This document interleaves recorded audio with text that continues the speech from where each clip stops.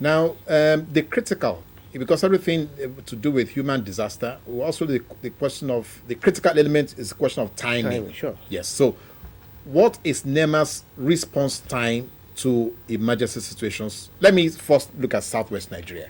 Yeah. What is a critical response time? I mean, if an emergency occurs, by your own schedule, strategic planning and thinking, what is a critical response time for you to say, once we get the information and we deploy to the event, what is the critical time?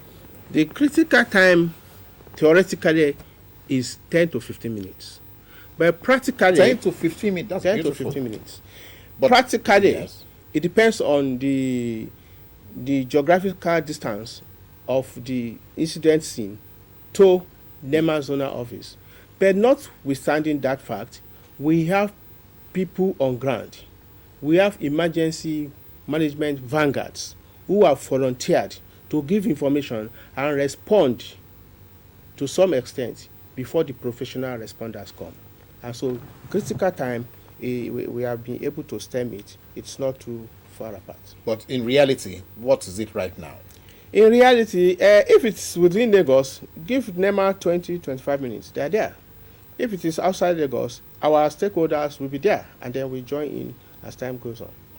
Now, you also spoke just now about the question of volunteers. I'm a little bit worried about that, or worried. Don't let me say, worried about volunteers, because of what you have just said about how crowd control can be an issue, especially at the incident point. So, your volunteers, how do you get them? How do you recruit them? Do you train them? How do you deploy them? How do they get to the event sites? Yes, there are different categories of volunteers. We have what is called grassroots emergency management volunteers. These are found at the local government level. We work in conjunction with the State Emergency Management Agency and the local government area concerned to bring out these youths, and we train them. We continue to retrain them. We kit them for identification, and they know the basics of what they are expected to do. First of all, when they witness any emergency, they call the critical lines of NEMA, of the various state emergency management agencies, which they know they have, and then they go in to do some rudimentary rescue, and they can actually administer some first aid treatment before the professionals come in.